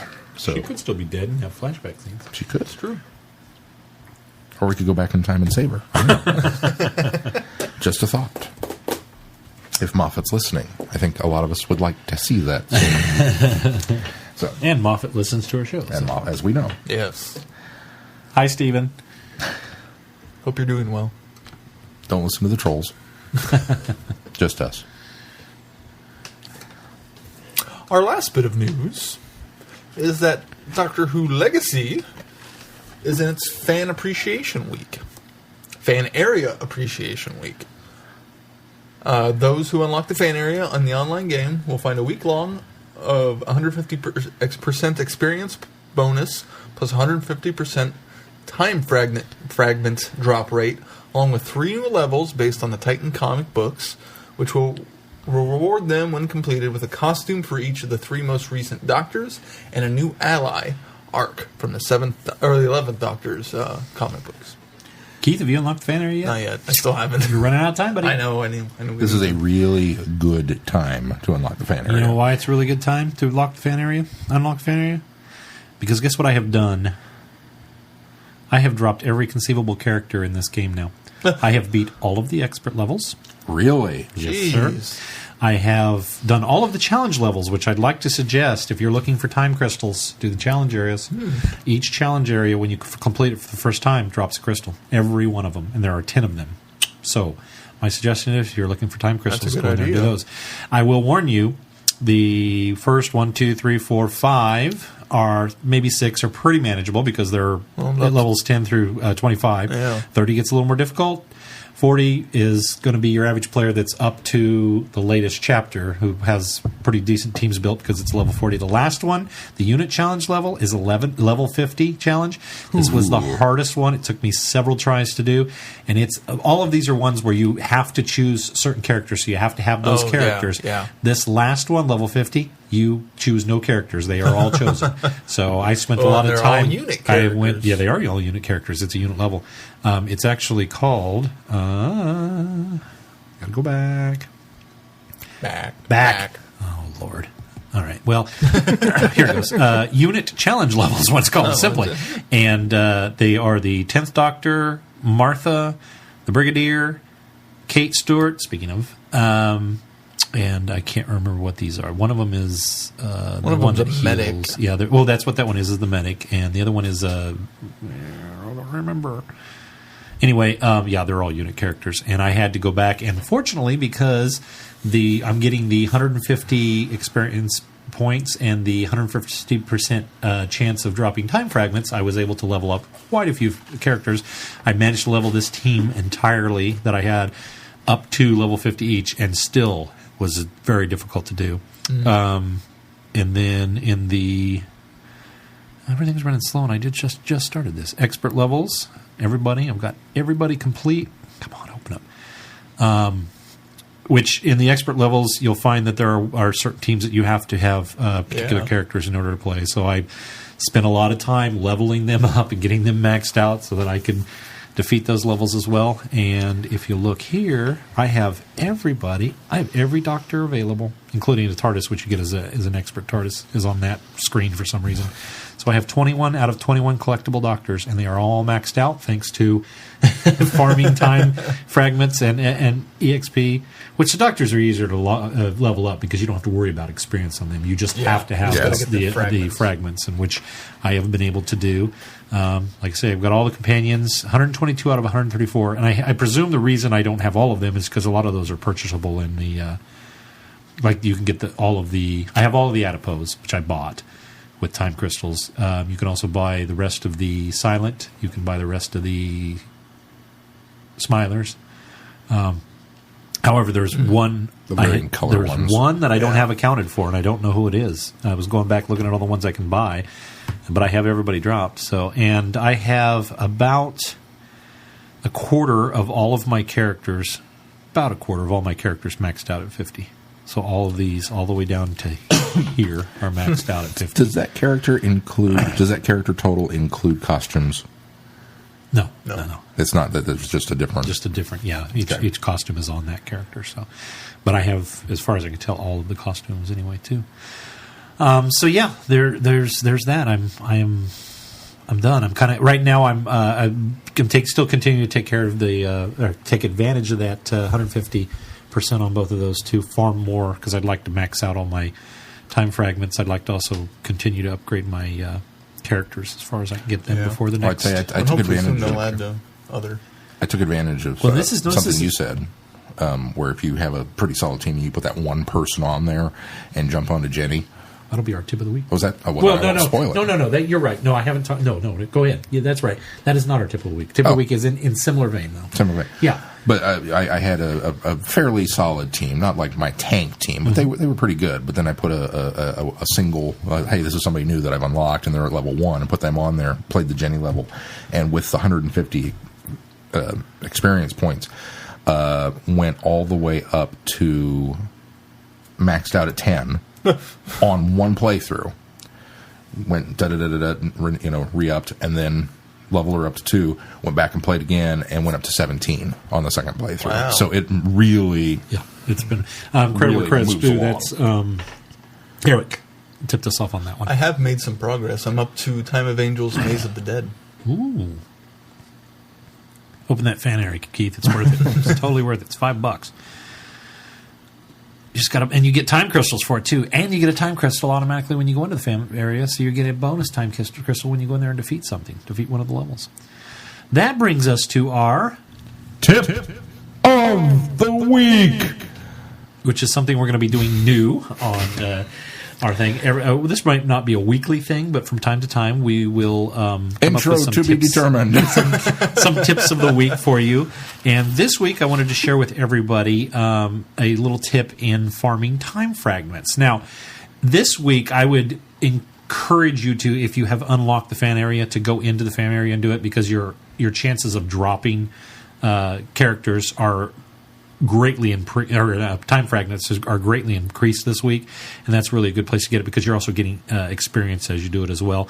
And for that particular one, I talked about this before, but I would go into the level 25 version of Flash Forward, A Good Man Goes to War, because while it's a red and green labeled one, it drops nearly everything. And with the 150%, you get a lot of time crystals for all of the different levels, with the exception of the new fancy ones that they introduced later. Yeah, that aren't on that level. Exactly.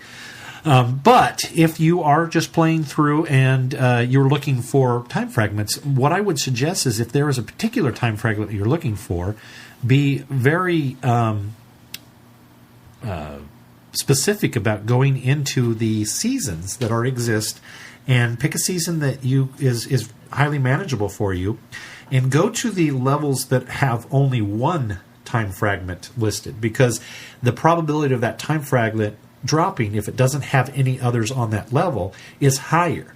And if you go into something with, say, 3 or more waves that's pretty manageable, as you go through those waves, you have a good chance of dropping at least one of that particular time fragment you're looking for on each of those waves. Your chances are very good. And so it alleviates the idea of, you think you should go into something and say, well, I need red and blue, so I'll go into one with red and blue. Well, you're splitting your chances, and if there are other colored enemies on that level as well, it will drop other colored fragments that aren't necessarily that particular colors that you're looking for. Because if you've got something that, say, is black and green, and you go in there, you have better chances of dropping black and green fragments in those, but you also will have enemies that are red and blue, and those drop those equally colored fragments. So what you're doing is you're spacing yourself out. So if you go to the ones that are specific to one fragment, that is all of the color of enemies that you're fighting in that particular level, and that is the color that you're going to drop most frequently. So a good example is if you're new to the game, you haven't done a lot of playing, I would suggest going into an easier level. So go into, which is right now Season 7, but it will eventually be changed back to Chapter 1. Go and say if you're finding you're looking for black fragments, go into the ones that just have a single blank fragment on the entry page. Go to it. Some of them are the Name of the Doctor, A Wound of Time, Name of the Doctor, Trends of Lore, Name of the Doctor, A Shared Dream. If you're looking for particularly in that season, yellow, then you've got the Sontaran Disturbance and the Float Snowman. Green specific is the Return of Mr. Clever. And these are really easy to find because as you scroll through the different levels, you'll find them with only single fragments on them. So go to those, particularly focus on those. Now, if you're like me and you have a little stronger teams, go even higher. Go into Chapter 2 or Chapter 3. Based on the strength of your teams, because while you're farming those fragments in those particular levels, you also pick up some XP as well. Specifically focus on one fragment at a time, and you'll find yourself gathering fragments at a much quicker rate than if you go into something that has more options for fragments, because now you've narrowed your chances of dropping the particular fragments that you're looking for. So that is your tip of the week. Can I offer a tip too? Absolutely. Don't lose your iPad. Keep track of your device. Yeah. I play on my iPad, and I manage to keep setting it down, and it disappears for 2 or 3 days, and I miss out on my daily login bonus. That's very frustrating me. So the guys are going to get me one of those I clap and it whistles things so that I can stick it on the back of it. That is a good tip, too. So there are your tips of the week. Tip of the week. I don't have a tip. I should say, if Your you tip have should be to unlock if you have a the tip, if you have a tip that we haven't mentioned on the show, listeners, please send them in. Let us know. We'll feature them in our tip of the week every week. So, and even if we've talked about it before, if you have a tip, you're new to the game, and you've found something that you haven't heard anybody else talk about, and you want to talk about it, give it to us, and we'll feature it. And keep in mind, we're trying to. Even though we're all varying lengths, I think, as far or varying degrees of how far we are in the game. Yeah. I think you guys are closer than I am, closer to each other than you are to me. But what we want to do is try to make subtle little big. I'm way far behind. We want to try to cater this to newcomers to the game as well as experienced players. Mm-hmm. So, and hopefully, our knowledge will also be yours. That's all I got. I'm going to go in here and get some more XP and fragments. Just keep playing. The more you play, the better you get at the game. That's exactly right. And open the fan area. It is so worth it. Oh, I was going to bring up, this is something I thought about. You notice it's Fan Week 1. Yeah, so number 1. That makes me suspect that we're going to get some more. Another. And I have a feeling they're all going to be geared towards the fan area. So if you haven't unlocked that fan area, I believe it's a purchase of $5, which gives you 6 time crystals. And it unlocks the fan area. So if you buy the 6 time crystal package, you automatically unlock the fan area. We've talked a little bit about that before, but just kind of ram that point home. Is like, yes, the game is not a freemium. It is freemium. It's freemium. It's not what I consider to be a freemium, in that that you play up to a point and then you have to start chipping in. No, that's a demo. This is freemium. Freemium means that you have a freemium game means you do not have to buy anything to play the game. Okay. But inside of the game, there are advantages based on things you buy. So that's why it's freemium, because it will always be free to play to you. If you choose not to buy any of the items or products within the game, you still can continue to play that game at the same level that anybody else will. You get advantages based on your purchases. That's what freemium is. Okay. So the game is a freemium, and you don't have to buy anything. But you cough up $5. I mean, let's be honest. We spent $5 on coffee. We spend $5 on lunch. You spend $5 every day. Minifigs. Take $5 and go purchase some crystals. All right. So it's time crystals. So those are going to help you out at some point, whether it's now or down the road. You're getting 6 time crystals for your $5. So that's a good deal. Oh, and you're also unlocking the fan area, which right now, how many levels are in the fan area? 30, 40? Probably. Probably around the 30 mark. I'm in a game, so I couldn't tell you right It's double-digit levels that are only available in that level, that you're going to get bonus characters, you're going to get bonus costumes, you're going to get bonus time fragments, you're going to get bonus experience, and you're going to get bonus time fragments. So for $5, worth it. Yeah, absolutely. Totally worth it. And that $5 goes to support Tiny Rebel Games and the creation of more stuff for everybody else. That's the way I look at it, because I was always, and I think I talked about this before, but I'm always that type of guy that doesn't spend. I don't like to spend a lot on games, especially app games. Now, there's nothing wrong with them, and there's nothing wrong with people that like to purchase app games, but I'm not one of those typical people. But when I started playing Legacy and I fell in love with it, and the game is such a broad game of experience and fun, that it's one of those games now that, knowing how it plays and how much fun it is, I would have spent $20 on this game. Yeah. I would have spent that for this game. Now, all I'm doing is giving them $5 that goes towards them continuing to create such great content for this game, and it was totally worth it to me. So, because the game is such a wonderful game, I wanted to give them my money. So, also tied in with the fan area this week, for those of you that would like to throw money at them, they have a pretty good deal on time crystals going right now, where you can always go into the shop and buy time crystals. That's kind of, one of those things that you can do. But I believe it's this week. It's a pretty good, in addition to what you would normally get for that purchase, you would get this for that purchase. Right. And it's a pretty substantial. Wow. If you want some more time crystals, it's a good time to do that too. If you find yourself like me and have spent almost all your time crystals, although I got 10 again this week, but then I used that opportunity to buy my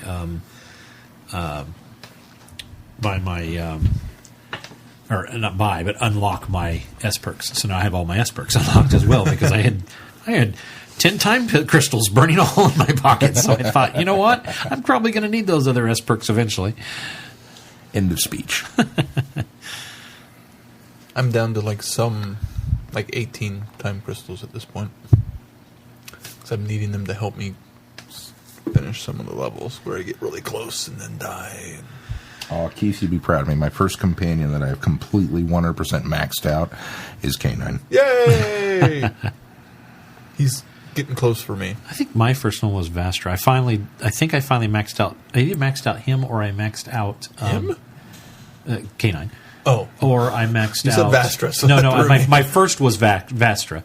I eventually maxed out K9, but now that I'm thinking, and I'm in a game, so I can't readily go look. But I think I'm either maxed him out, or he K9 also is one of the there's a expert K9. Expert K9, and I may have gone and used him, because that's another thing. Once I started dropping the experts, they're the same abilities, but slightly better, slightly improved.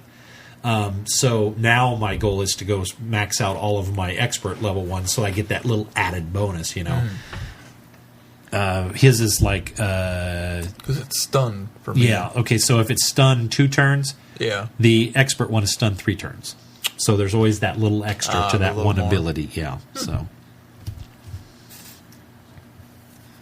Well, did we have any other news? I don't believe so. I think so. We should move on to feedback. Except feedback.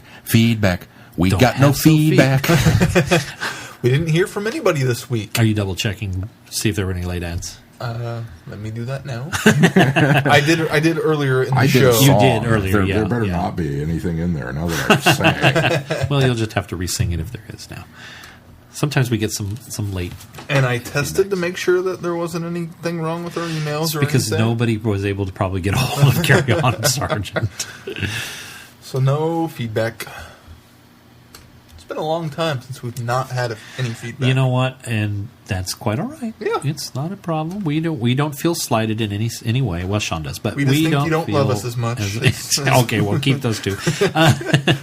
I feel like that guy that showed up to the letter call. And everybody else went home with no something mail to read. I didn't have a letter.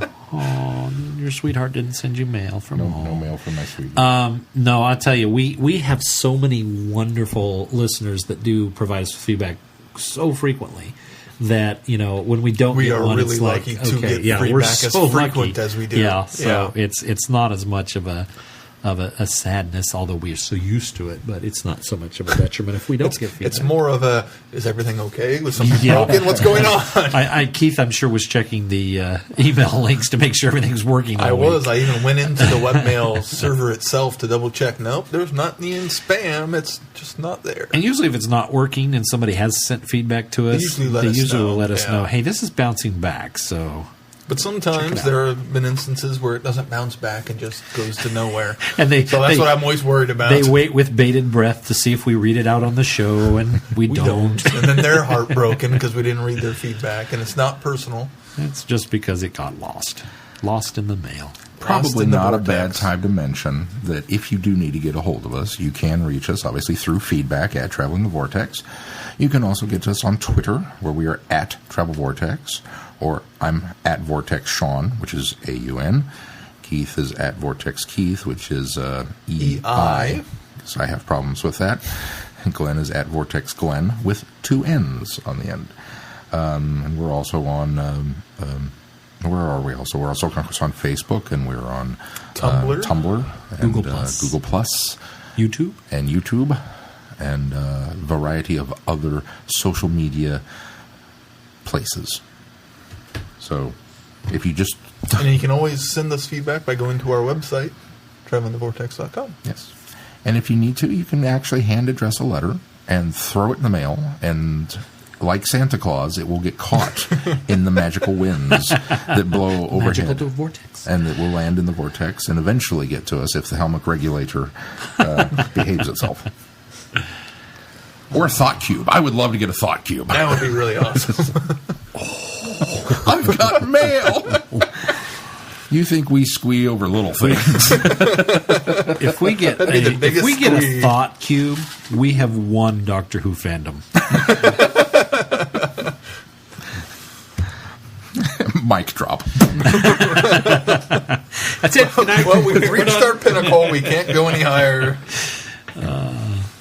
Well, then let's move on to our review this week. Carry on, Sergeants. Sergeant Grimshaw wants to retire in the flush of success by winning the Star Squad prize with his very last platoon of newly called-up national servicemen. But what a motley bunch they turn out to be, and it's up to Grimshaw to put the no-hopers through their paces. Dun, dun, dun, dun! Sean, do you want to explain a little bit, because we have new listeners, why we are reviewing something that's 1 degree removed what from... the heck is Carry On Sergeant? I don't remember that episode of Doctor Who. We decided over the last couple of years, where we've been celebrating the 50th anniversary, that we had a month where we did the First Doctor month, and we would do a First Doctor story, or a First Doctor ebook, or a First Doctor audio adventure, or something along those lines. And it kind of became this, 2 years running with us. That's a really long tradition. So going into the next year, where we didn't have all of that going on, we thought, well, I'm kind of sad to lose that. What can we do? And we decided, as mentioned once upon a time, I forget how long back we talked about doing this, that we'd kind of like to analyze some of the Doctor's performances in things where they weren't the Doctor. And so we've in typical fashion, come up with a fancy title for it called Beyond the Doctor. And this being January, we're doing William Hartnell, the First Doctor. So we found what is, I think, arguably probably his best known performance outside of Doctor Who. This is certainly what I think was the easiest to gravitate towards. Although he's been in a lot of things. He has quite a body of work, yeah. But the Carry On series, after the success of this one, kind of... And we use that term loosely. Series, you mean? Yeah, series. Not success. No, series. Well, it was successful. Yeah. It was successful, but we use the term series loosely because none of them have anything to do with each other other than the Carry On title. What'd you guys think? I thoroughly enjoyed it. It's a charming film. A lot of fun. Charming film. It took me a little bit to get into the mindsets of it being a comedy. I don't know why, but it did. It took me a little bit to get into the 1950s comedy mindset too, because it's a very different comic sensibilities compared to what it is now. Subtle humor, very subtle humor. Well, and I went and double checked. Yes, I'm supposed to be laughing. This is a comedy. Okay, good. Some of the humor is subtle. Some of the humor is based on stereotype. We should probably throw that out there. That there are some. Yeah, okay. But keeping in mind that it is. Well, A, in black and white, and B, a 50s comedy, and C, British. you begin to sort of see where they're pigeonholing things. Go, okay, yeah, it's that film. All right, that's fine. It is it's just a delight, and it's a lot of fun, and especially if you enjoy older film, I think that has certainly a lot going for it. And I think if you've seen a lot of older war films or a lot of films of recruits coming in and them going through the paces, et cetera, and this is kind of a parody of that. Yeah, in a way. It struck both Mel and I tonight at how much we're very much in the mood now to watch Stripes. That's what I was going to bring up. Is this is essentially Stripes without the last quarter of Stripes? Yeah, without the last quarter of the film. It's very much parallel, and I began to wonder honestly if Stripes maybe wasn't a sly remake of this, or at least inspired by. Yeah. Now, so I did some research, which may surprise you, but apparently Stripes was actually Ivan Reitman had the idea of doing Cheech and Chong Go to the Army. And so that was where that came up with. And Cheech and Chong were like, yeah, cool, but we're not really sure we're interested unless we can have full creative control. And even after he pitched it to the studio first, and the studio greenlit it and said, yeah, absolutely, we want to do that. And then when they came back with the creative control, they said, well, why don't you rewrite it for somebody else that we can put a thumb on and call it good? Which is how Harold Ramis and Bill Murray ran well. But structurally, it's very much Stripes. Yeah. I'm blanking on the guy's name, the main guy. Not Horace, but Sage. Charlie. Charlie, yeah. I knew it was a Charlie. name. His hair is very reminiscent of How Harold we Ramis. forget? The wife kept saying, Charlie! Every time she saw him. It was, yeah. He kind of had a Harold Ramis look to him, didn't he? Yeah. So I can totally see that. For those who have not had a chance to see it, as Keith kind of alluded to in the runway, it's just that there's a small bet going on where William Hartnell's drill sergeant is basically bemoaning the fact that he has not had a championship platoon, and this is his last. And this is his last about to leave shot. the Army. And so there's a small wager made, and he kind of says, "Well, it's just bad luck," but he says, "I'm determined to win it this time out." And he meets the new recruits, and as he and the corporal are having the conversations, like any one of them alone would have sunk any odds of getting a championship platoon, and I got all of them. Star platoon, I think is what they call it.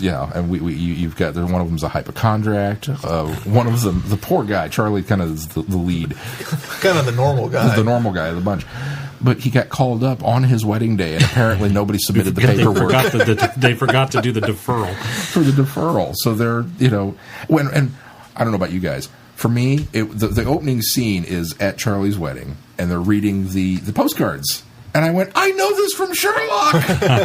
This is apparently a thing! It's a thing, yeah. Because I didn't know that was a thing when I watched the Sherlock episode, that people actually did. I just kind of, it's British, but this backs it up. It's like, oh, wow, that's really a thing. So as they're reading the postcards, he says, report to duty station, blah, blah, blah. And his dad kind of looks at him and goes, I thought you sent that off. He goes, no, I thought you were going to send that off. He goes, no, I thought you were going to send it off. So the poor guy is stuck on post on his wedding day and subsequent wedding night, which, wow, that scene could have gone so much worse for him than it did. Well, that said, I felt the whole film is... The film reminds me of American films from the comedies from the late 30s and 40s, where there's no real antagonist. There's no real antagonist in the film, and the situations are comedic and very situation comedy, but there's no epic struggle or super brick wall. There's no large central obstacle to overcome. Yeah. There is one in this, but it's very subtle, and it's actually strung together. To me, it's strung together with a lot of just fun jokes and gags. Is really what the whole idea of this film is, until the end when they do have an end purpose or end goal. So, do you guys know, was Carry On Sergeant the first of the Carry On stories? Yes. It was? Okay. Yeah. I believe Sean had mentioned that. And it wasn't until the success of it that they decided to, the producer and director planned the next project and simply reused the Carry On prefix. And apparently some of the cast members carried over as well to the next film. Charles Hotley, who played... Go Lightly. Yeah, Go Lightly, and Kenneth Connor, who played Horace... have been in a lot, and the Carry-Ons went all the way into 72. And Go Lightly was the clumsy guy. He was Horace was the hypochondriac. Yeah. I think Golightly was probably one of my favorites in the movie. It's hysterical. Such a... Yeah. He reminded me of Sean. Yeah, pretty much. There was a lot of, hey, yeah, I'd do that. Resemble that quite a bit. Horace at times reminded me a little bit of Leonard from Big Bang Theory. Yeah, a little bit. Just from his personality. Well, and then, the hypochondria. And then when he got confident, it was like he was the father of both him and Bradley Whitford. Because there were a lot of facial... he would make a lot of faces that looked like Bradley Whitford to me, for some reason. I can see that. So the... obviously, the star of the whole thing, at least as far as we're concerned, is William Hartnell. Which I think it's interesting that he got top billing, and I really expected more, but he wasn't in it that much. Well, he's there a lot. He just doesn't have a lot to say or do. It always takes each one of them into the office when was it Colonel or is he Captain? Colonel. The Colonel's Captain. It was Captain Potts, right? Captain Potts, yes. Captain Potts, yeah. Because Colonel's below... Sergeant? Yeah. Okay, so Captain Potts, every time he went in there to the office... Corporal below, yeah. That's why I thought it was Captain Colonel General. I thought was the... Yeah. Yeah, okay. So, but it was Captain. We did decide it's Captain. So, yeah, when he'd go into the Captain's office with one of them for some reason or another because he was summoned, he was always there. He was obviously always there when they were, training going through the things. There wasn't a lot. He didn't speak a lot. He didn't have a lot of talking roles. But there was a lot of yelling for him. But the whole story is central around him. Yeah, so it is. Certainly I can understand. It's central around him, but you follow the recruits more than anything else. Yes. It's interesting. I mean, I think I talked about this once before, that I was surprised to learn that he wore a wig on Doctor Who, that I just assumed that was his hair for some reason. It is a bit weird to think otherwise. And then learning that it was a wig, I went, okay, whatever. And now to actually see him without the Doctor Who hair is like... Well, and a lot of times he kind of had a hat on anyways. Yeah. He had the beret on. Well, that almost made it worse. Yeah, because it made it more noticeable because there was even back. less. Yeah. And that's a hat the Doctor would wear anyway.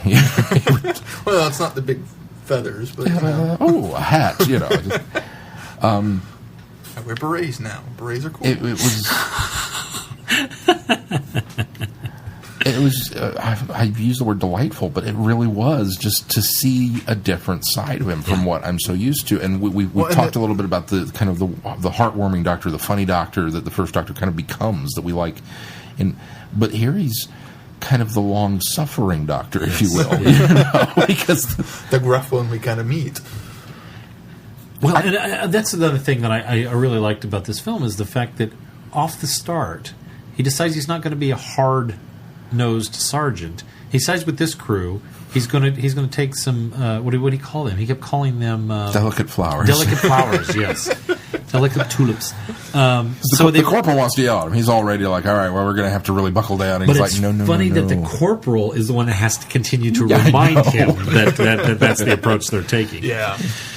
So there were a lot of, for the most part, he was very different from the Doctor in his portrayal. But there were elements where I could see, that's the Doctor coming through, or that maybe that's just William Hartnell coming through. Well, there was times where he was very fatherly. Yeah, and I think that's where we sort of see that grandfather instinct or side of him in Doctor Who. Every time he had kind of a fatherly moment, I saw glimpses of the Doctor in that sense. It's the way he says "my boy." Yeah, my boy instantly goes back to the Doctor. And I don't know. Now, obviously, we're coming at this from a very backwards perspective on this. But full props to Verity Lambert for being able to see William Hartnell in this kind of role. Well, yeah. Because he played a lot of drill sergeants, apparently. Well, and he even in this, he kind of plays the straight man. Yeah. He doesn't have a lot of comedic moments in it. But to go from seeing... would any of you... Okay, we're going to cast this guy, and we want him to be Father Christmas and Santa, and all rolled into one. Would any of you, after watching this, go, William Hartnell would be the guy that we should totally cast in this TV show. In fact, I'm with you. I kind of applaud Verity to seeing something there that I would not necessarily have seen. I totally would not see it. Well, convincing other people to see it, too. Yeah. I mean, not that he wasn't wonderful, but just, no. Really? Hartnell? No. A lot of the mannerisms because Hartnell in this, because there's not a lot of speaking for him, they keyed in a lot of his facial expressions, a lot of the things that he would do, the puzzlement or the resignment or the frustration. You saw all of that, and he was very not animated. Allowing that emotion to come through when he's in the captain's office, and the guy reveals that he doesn't want to go into the officer corps, which was kind of the one shot he had. And, this will make up for a lot of the bad marks we've been getting if I can have an officer corps. And no, I'm not interested in that. Thank you anyway. Which is brilliant that they structured the story in that way, that his father and his grandfather and his great grandfather all were officers in the Army, but I love the analogy he uses. He says, what did your father do? And he said, well, he was a potter. What about your grandfather? He was a potter as well. He says, well, and you're in the Army because it was such a wonderful analogy for why he didn't want to follow in the footsteps of his father and grandfather. And I thought, well, that's very clever and very acceptable. I mean, very very matter of factly too. It's very logical. Very logical. Yeah. The way it was presented was brilliant. There were many laugh out loud moments throughout the film, but genuinely, I think the majority of them were, at least my time was spent just kind of marveling at how cool it is to see Hartnell doing something different. That sounds really strange. Well, that's the thing, is while watching it, it's, for us, because we were approaching it slightly differently, we were keyed into Hartnell anytime he was on screen. We were focusing on him to see what he was doing. So we weren't laughing as much as the other stuff, but that's happening when he's on screen. And so we laugh when he's not, more than anything, because we're so focused on the unexpectedness of something happening then caught me more unawares, because I wasn't looking for Hartnell, and then this other guy turned out to be pretty funny, Yeah.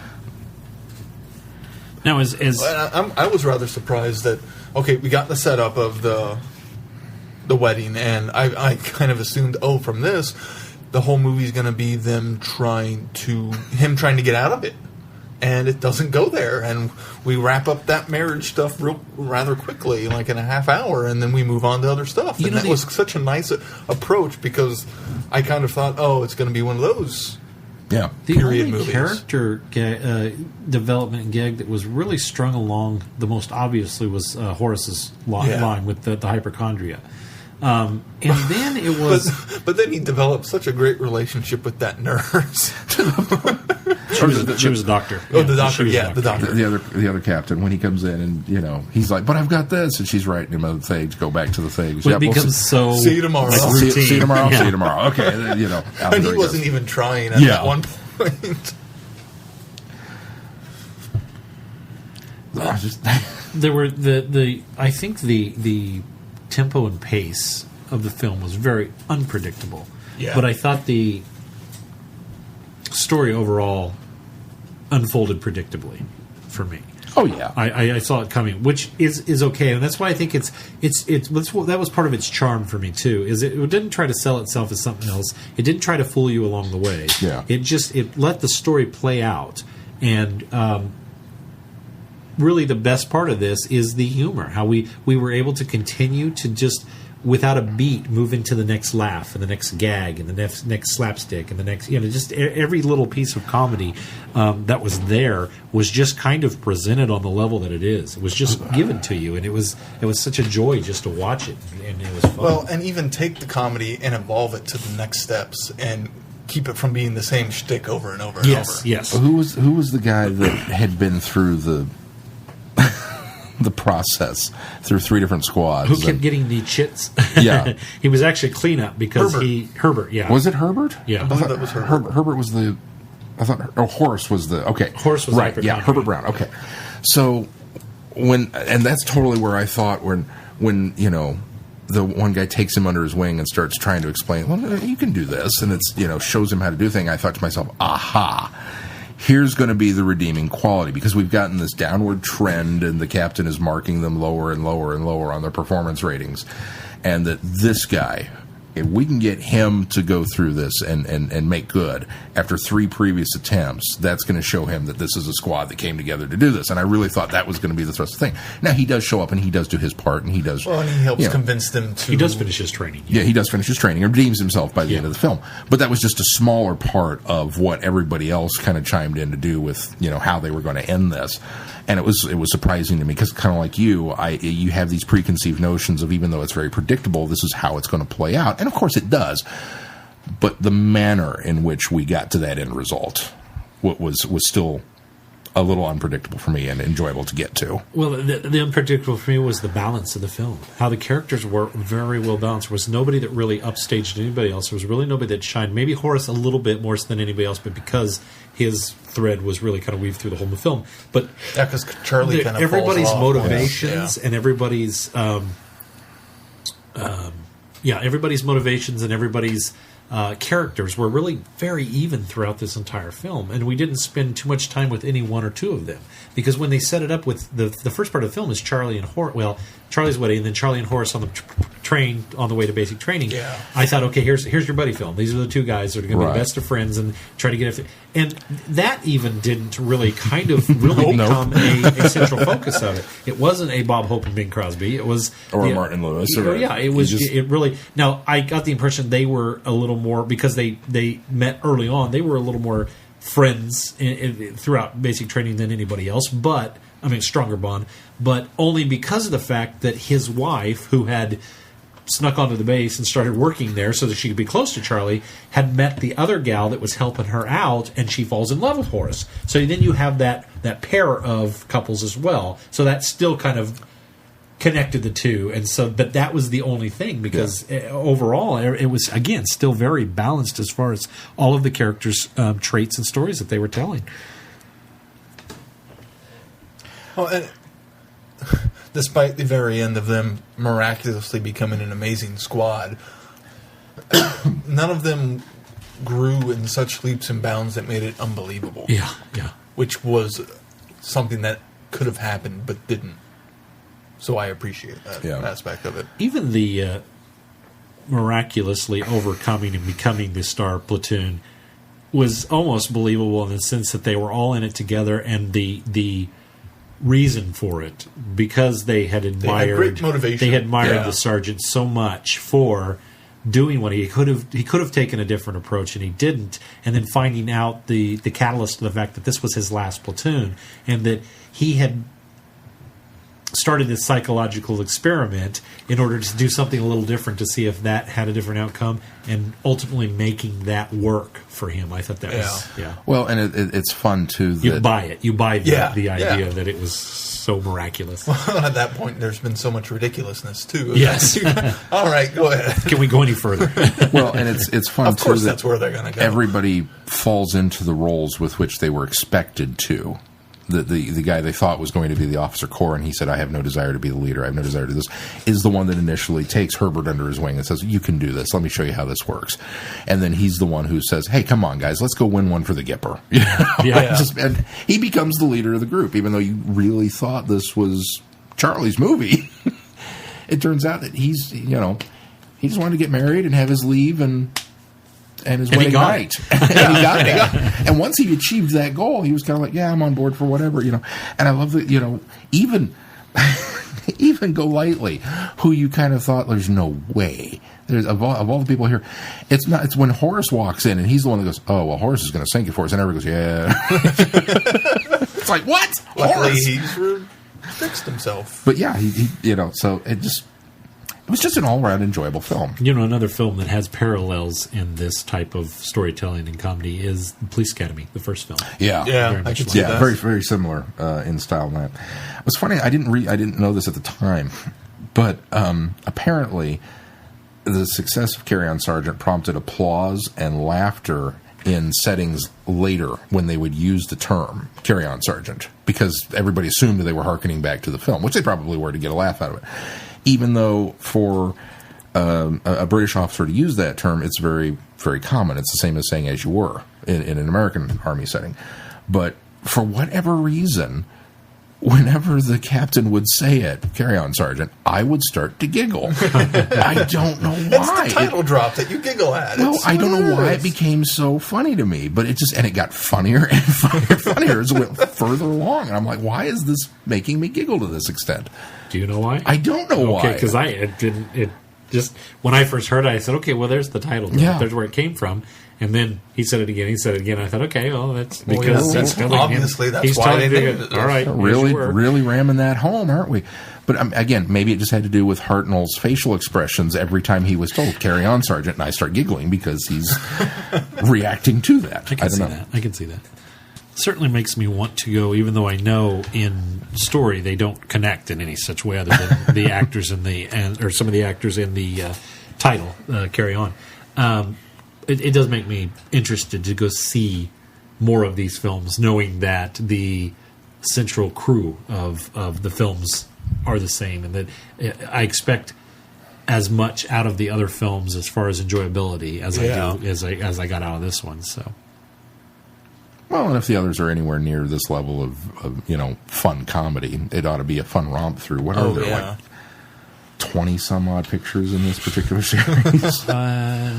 Maybe. I'm just recalling something. I'm recalling you saying there were 17 total. That sounds I may be right. remembering that wrong. Oh my God! No, let me rephrase. According to the Wikipedia page, Carry On, Sergeant, 1958 comedy, was the first in a series of Carry On films with 31 entries. Oh my gosh! Wow. The film's based on a play, The Bull Boys, and was adapted into a script with additional material. So I could see this. Actually, now that you say that it was based on a play, that's why it's so subtle and not grand, because of the fact that you have a lot of constraints as far as doing a play, and when you adapt it for a film, if you stay true to the material, there's not a lot of that movie feel to it, and this really does feel more like a play. It's more conversational, it is, not necessarily talking heads. Right. Yeah. No, I know what you mean. It relies on story rather than visual. Small, yeah. So I can see that. That actually explains a lot as to how I felt about this film. Yeah. What was the last film that they made? What year was it? Just out of curiosity. Let me go to the series of Carry On films and see.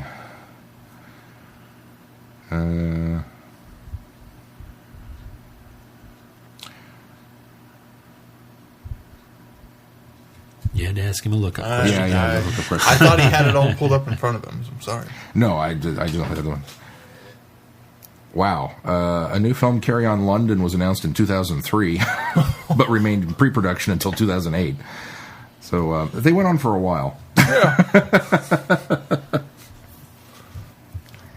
Now, I don't know. Do you think the title "Carry On" just comes from the very famous "Keep Calm and Carry On"? Oh yeah, I'm pretty sure that's why they linked to that. You think, or why they continued it, or do you think it was specifically for "Carry On, Sergeant"? And no, they just I think stole it from there? they just stole it from there because, as you alluded to, that's a very common phrase, especially in the military. We've heard that a lot in military structures within Doctor Who. That's true. We've heard, not necessarily Carry On Sergeant, but Carry On Corporal.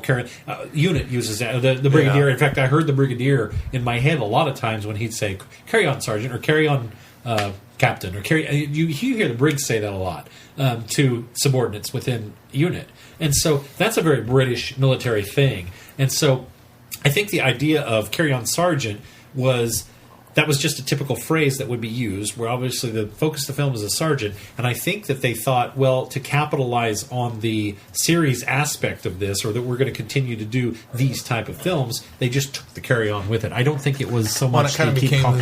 Although Keep Calm and Carry On certainly is derivative of that phrase from the military. Yeah. But I don't think it's from that particular form of the Carry On. I think both of them are indicative to the military statement, Carry On Sergeant, Carry On Corporal, Carry On Private, it's just Well, it kind of became its time's National Lampoon's blank. Yeah, because so many of those didn't connect other than the people behind it. The Carry On series contains the largest number of films of any British series, And next to the James Bond films, it is the second longest continuing running UK film series, although there was a 14-year break between 78 and 92.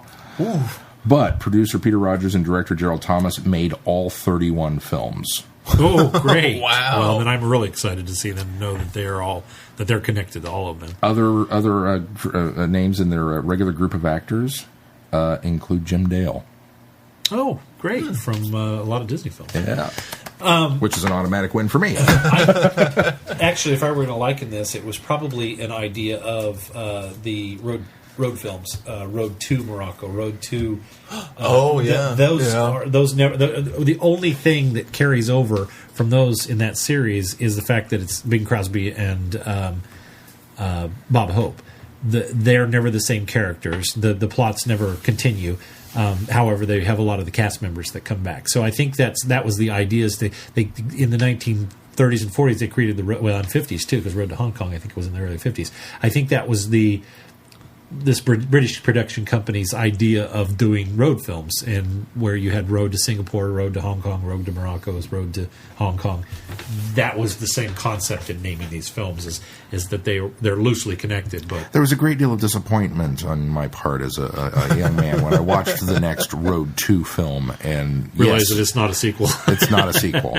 I mean, yes, it's still Bing Crosby and Bob Hope, and you can expect them to do pretty much the same shtick they did in the last film, but it's not a sequel. I love the road films. I do too. Those are among my I got favorites. over my disappointment. Those are among my favorite films. Well, that's the thing with these. I don't think it'll be as much the same shtick. No. Yeah, no. I think they'll vary it up a lot more than that. Anything else? I don't think so. I don't know that we can go on much more about it. Yeah, if you can find a copy, watch it. Highly recommend it. They do. I feel like we should mention Shirley Eaton being being the lead female. And they do exist on DVD. Sheila E. was in this? Yep. Just a different one. Did you say Sheena Easton? Shirley Eaton. I don't have another joke to put there. But yeah, they do exist on DVD, but they're probably a little harder to come by, but you may check your local library. As we found, they do come on TCM from time to time, because I believe this one had even aired back in December when we were talking about putting this together, and we occurred to us we missed it. We could have seen it a lot sooner. When we were trying to track with down a lot less headaches. All right, Sean, what do we got coming up on the schedule? Well, we've got Friday Night Who next week, and for those who don't know, Friday Night is Friday Night Who is our attempt to kind of relive our childhood, where the local public television stations used to show Doctor Who Friday nights at midnight, and they would run them in the omnibus format and show a whole story arc. That's only Sean's childhood. My PBS ran Doctor Who every night of the week. So, well, yeah, but you were up. But I did, dancing, so you only saw it on Fridays. I very, very rarely saw the omnibus. Omnibus version really? of this. I thought we were more on board with this. For most of my life, and I remember it being on Friday nights. The things you learned 4 years ago. I remember it being on Friday nights in omnibus form, but that was a very small chunk of my Doctor Who childhood. My Doctor Who childhood, the PBS television station that I got was not the Kansas City one here. It was one out of, I think, Iola, but it was Wichita. And it's the one that's now on Kansas City, or not Kansas City Time Lords, the Wichita. Whovians Wichita. Helped get it back on. It's the one that I watched as a child. And it was on nightly at 10 o'clock, and it was in episodic form for the most part. Like I say, occasionally I saw an omnibus late on a weekend, but yeah, most of the time it is episodic for me. So. Okay, well, we're reliving my childhood. where I thought I had mentioned that before. Omnibus formats of well, I'm forgetful. So you? No. Yes. They're new listeners. They may not know that. Well, they're new listeners, and they probably never heard me mention that before. So there you go. But reliving my childhood, where KCPT would run them Friday nights at midnight in omnibus format. So we decided, hey, I decided let's do that, and you guys follow along suit. Because of the nature of our busy lives, we did decide that we will break up some of the longer ones, which is what we've done this week. We're doing the Censorites with William Hartnell. which we broke the first 3 we did this week, which kind of gave us a nice reason to do the carry-on review and Beyond the Doctor this week. And then we will finish the Sensorites, parts 4, 5, and 6 next week, Friday at midnight. So if you have a copy, if you would very much like to, are we Central Standard, Central Daylight currently? We're Central Standard right now. So Central Standard Time, midnight Friday, jump on Twitter, queue up your DVD. We're going to start at part 4. So the easiest way to do this is hit play all and then skip a couple of chapters in so that you can wind up on play 4 so that you don't have to keep stopping and restarting your DVD with every chapter. If you have the time, just watch the first 3 and then pause when you get ready for episode 4 and then start it at midnight. If you didn't get to join in last week. And want to know what happened. And join us on Twitter. And again, at Travel Vortex, at Vortex Keith, at Vortex Glenn, at Vortex Sean, because we all tweet along, and many of our listeners join in, and it's a fun time and kind of a family, reunion every week, if you will. And we use the hashtags Friday Night Who, and then whatever episode title we're watching. So it'll be hashtag Friday Night Who. Story title, yeah. Hashtag the Sensorites. And usually hashtag Doctor Who as well. So, and if you can't join in because of the time zone that you happen to be in, that's certainly fine. You can always go back and looking up those hashtags and catch up on the conversation that way. And sometimes we'll reply 3 weeks out to something that was said.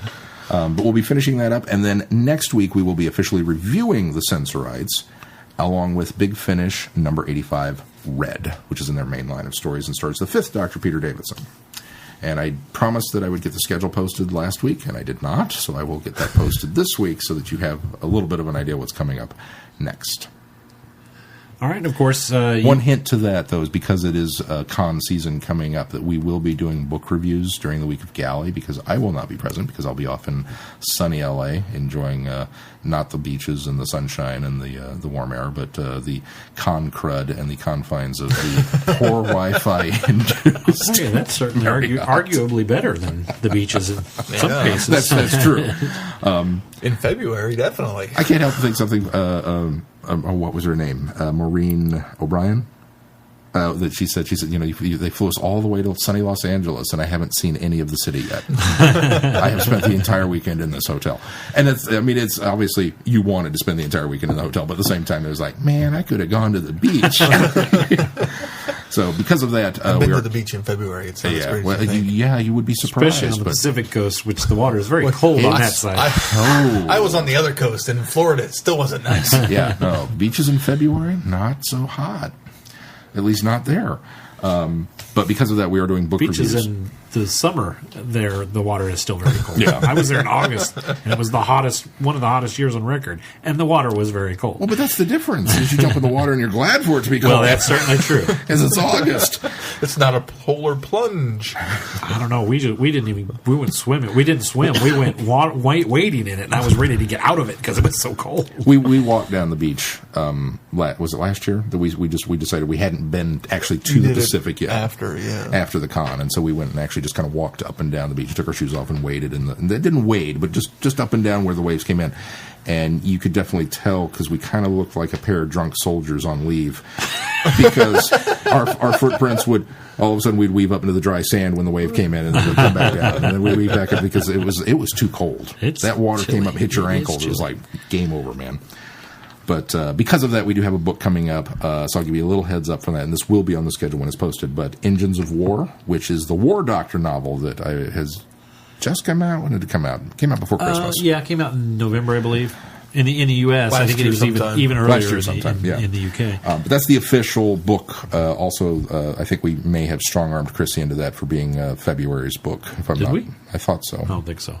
Maybe not. No, because we decided that was going to be our June free-for-all. Although Keith decided, or January free-for-all. And then Keith decided, no, it'll be my February. It's going to be my February. I'm going to read it closer. Started. But, yeah.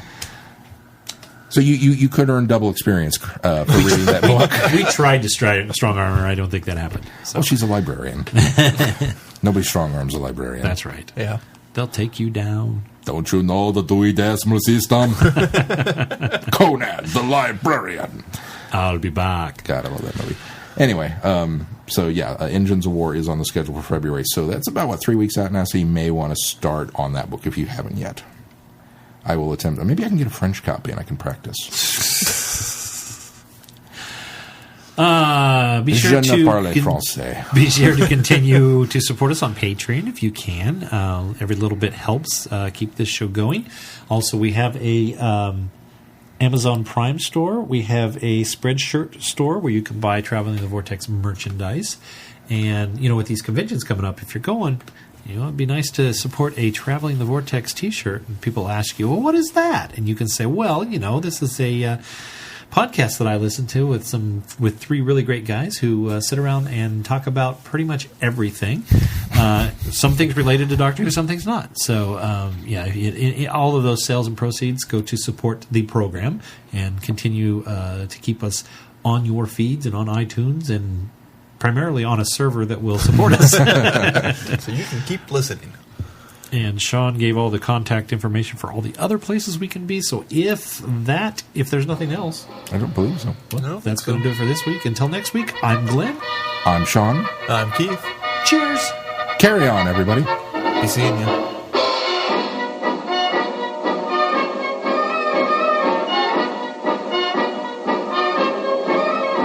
You have been listening to Traveling the Vortex. Doctor Who and all of its associated programs are owned and trademarked by the BBC.